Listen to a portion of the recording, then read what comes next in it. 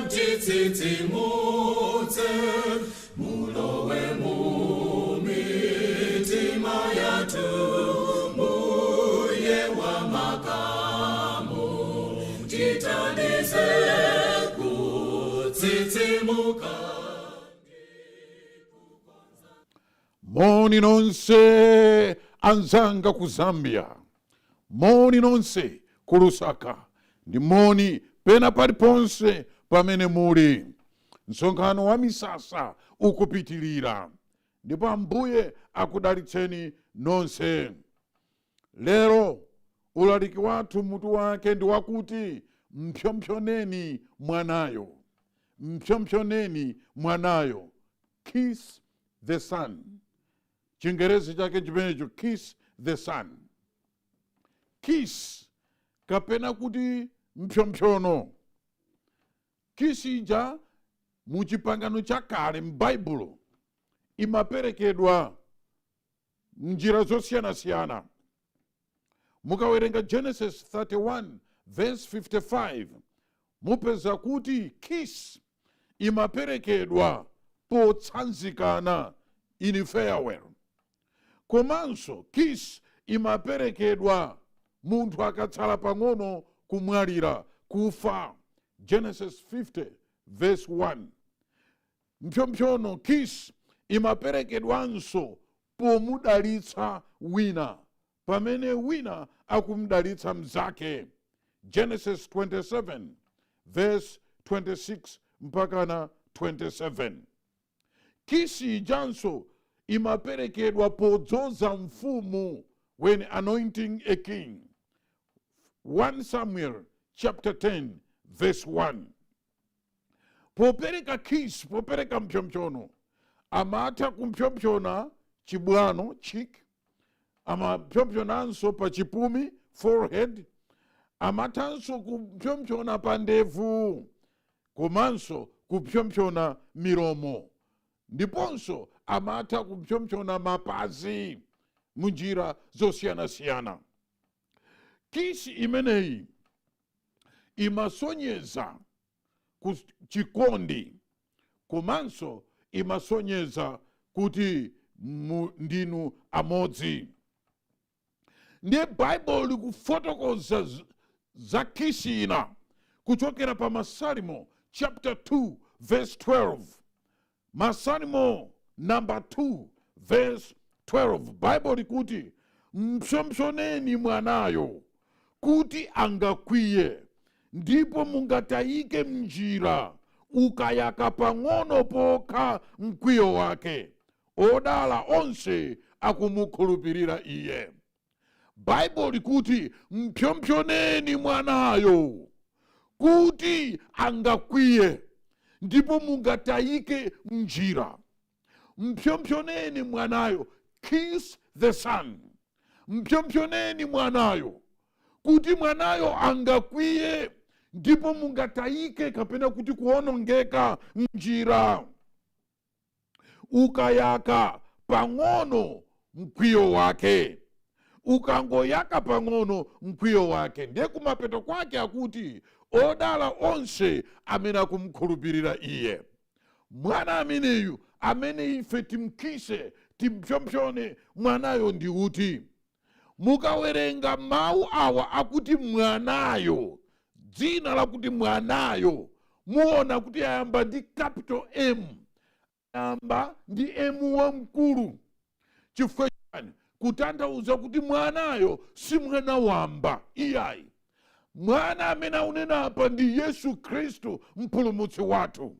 Ndiye mmene akuti mpsopsoneni mwanayo, akutanthauza kuti timpsopsone Yesu, timpatse kiss Yesu Khristu, kuti ungayake mkwiyo wake ndipo tingatayike mnjira. Mawu akuti tingatayike mnjira akutanthauza kuti tili pa ulendo, akutanthauza kuti tikuyenda, akutanthauza kuti tikupita kwina kwake, tikuchoka kwina kwake, ndipo tikupitanso kwina kwake. Tili mnjira. Kodi munadziwa kuti tili pa ulendo? Mukudziwa kuti tikupita kumwamba? mukudziwa kuti ulendo wathu tikupita ku Yerusalemu watsopano. Mukudziwa kodi kuti pokhala pathusi pano pa dziko lapansi pa nthawi ino tikupita kaye kumwamba kufikira adzalikonzenso dziko lapansi ndi pamene tidzabweranso kudzakhala. Ndipo popeza tili pa ulendo, tili mnjira, sitinafike kwathu, sitinafike kumwamba, tikuyendabe. Ndiye malangizo akuti mpsopsoneni mwanayo, mpatseni kisi mwanayo Yesu Khristu. Chifukwa tikapanda kumpatsa kisi, tikapanda kumpsopsona, akuti titayika mnjira, titayika tisanafike kumwamba, tiwonongeka tisanafike kumwamba kumene tikulowera. Mawu amene wauti mpsopsoneni mwanayo, tingampsopsone bwanji Yesu?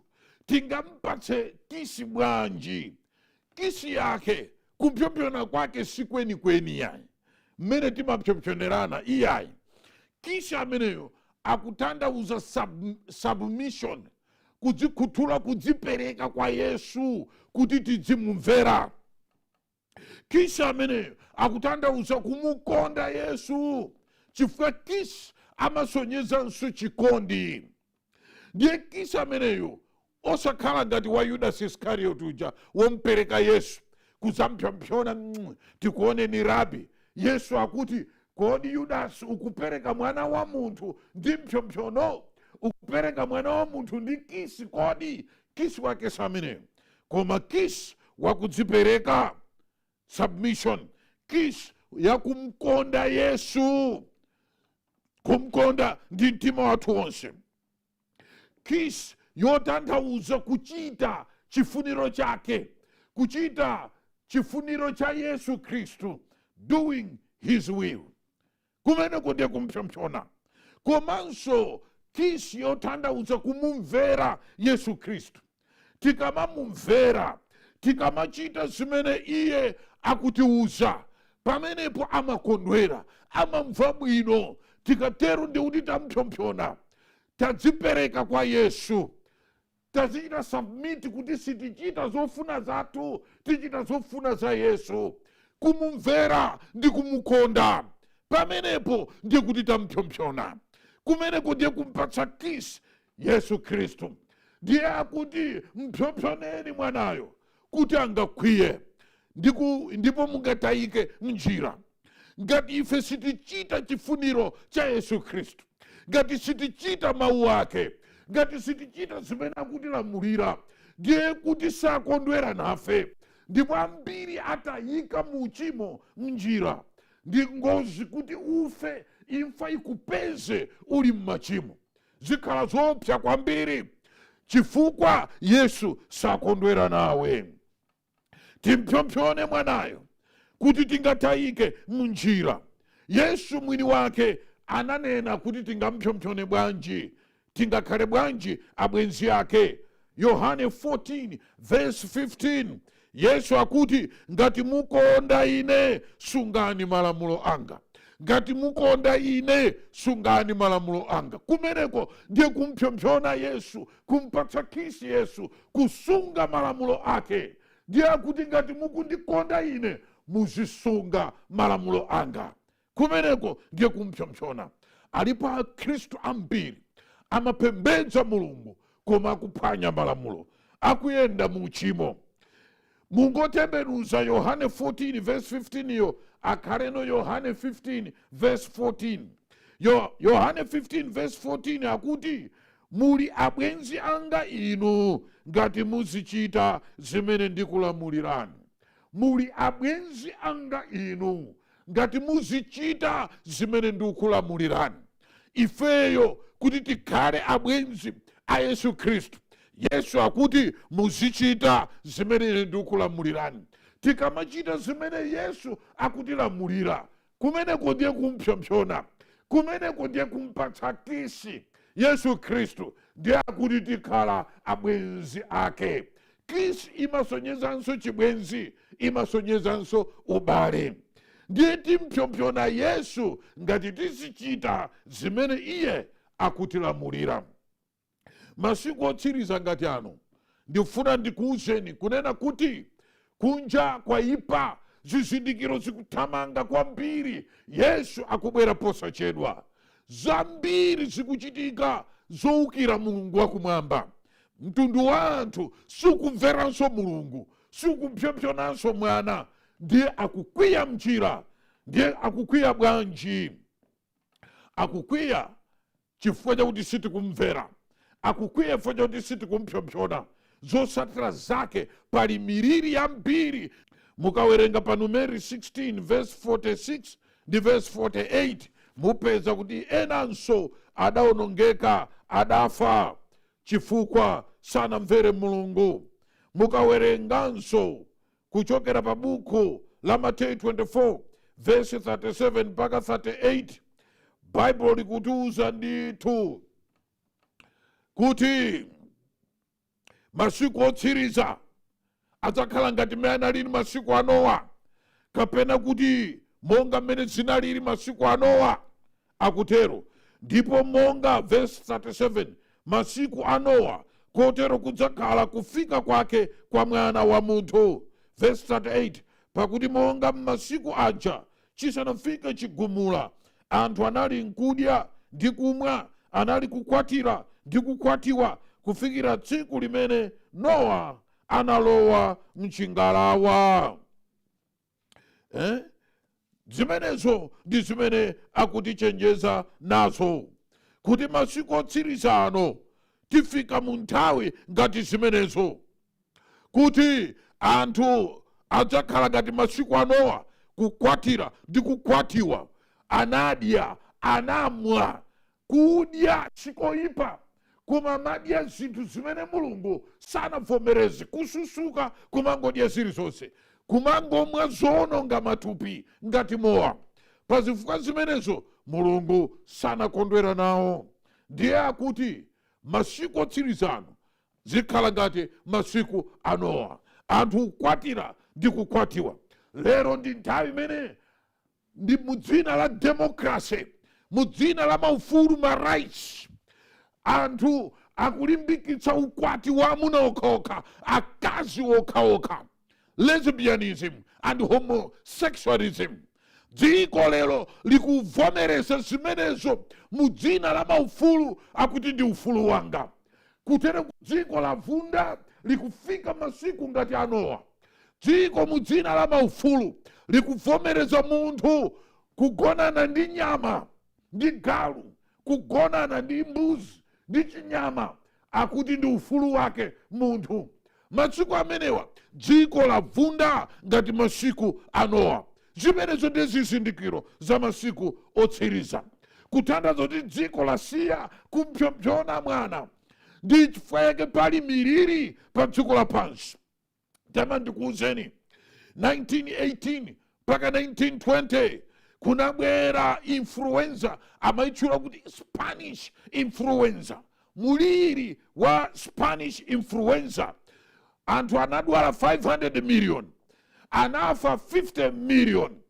Anthu ambiri anavulala, anavutika. Ndiye ndifuna ndikuuzeni, papita zaka ziwiri kuchokera pamene panapita zaka ziwiri, kuchokera 1918 mpaka na 1920, koma kuchokera wenepo kudzafika na lero papita zaka 100. Kunabwera nkhondo ya dziko lonse lapansi yoyamba, anthu adafa 20 million. Kumalizika anthu 21 million anavulala. Koma amene anafa ndi Spanish influenza anaposa, anachuluka kuposa amene anaphedwa mu nkhondo ya dziko lonse lapansi yoyamba, First World War. Kudwala ndi kuvulala. Papita zaka 100 kwabwera COVID-19, kapena kuti corona virus. Inde nthenda imeneyi Mulungu walola kuti ibwere. Ena kuti yapangidwa mlabu, laboratory. Ena kuti yayi yachokera kuzinyama ngati mireme. Ena kudabwa kuti kodi yabwera bwanji. Ine ndilibe nayo vuto kuti yabwera bwanji. Ayi, imeneyo sinkhani. koma nkhani ndiyakuti mulungu walola kuti coronavirus ifike pa dziko lapansi. Chifukwa chake ndi chiyani? Chifukwa dziko laleka kumpsopsona mwanayo, dziko laleka kumumvera Yesu, dziko laleka kumukonda Yesu Khristu. Chotero lero dziko lapansi likulira maliro, dziko lapansi lavutika kwambiri.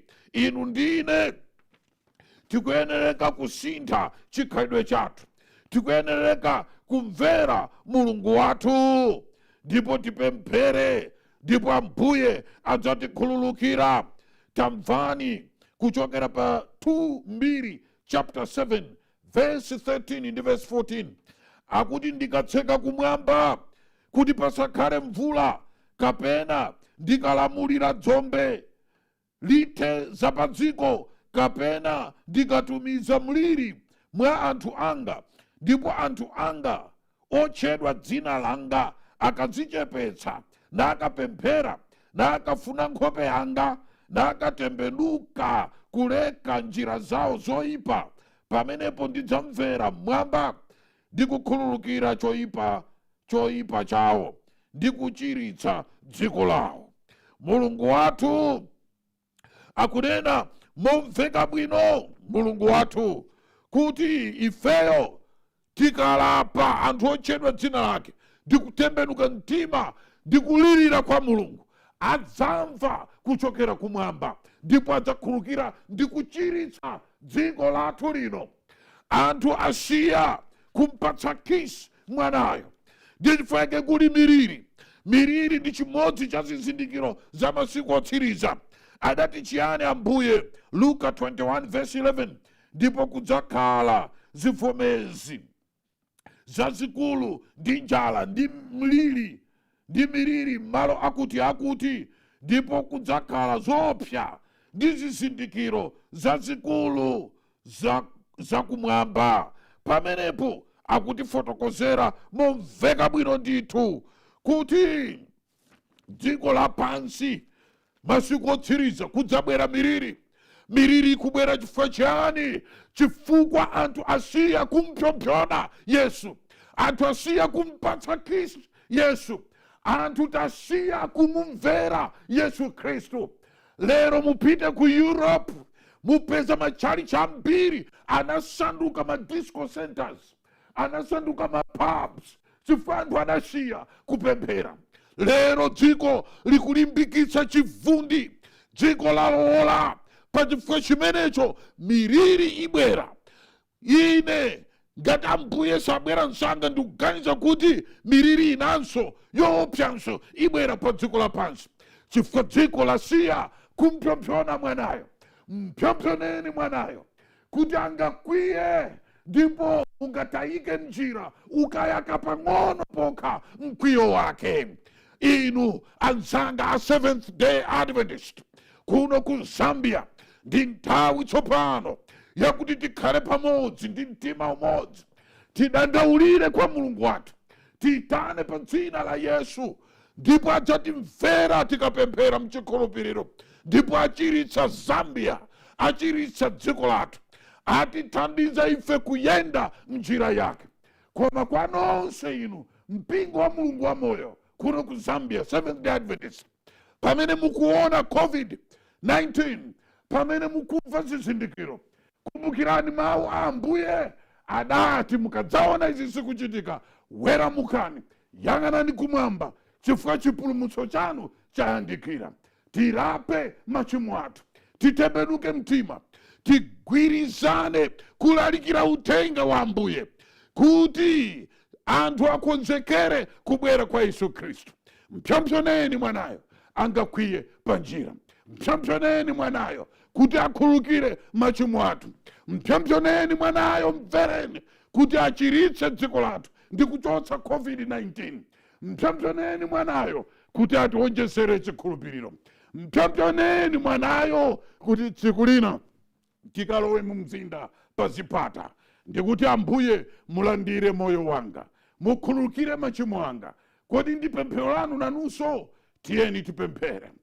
Zikomo kwambiri Yesu Khristu mpulumutsi, zikomo kwambiri fa mukubwera posachedwa, mu nthawi yoopsa ngati imene coronavirus yavuta pa dziko lapansi. Nzeru za anthu zatha, chuma chikutha, inde ntchito zambiri zayima.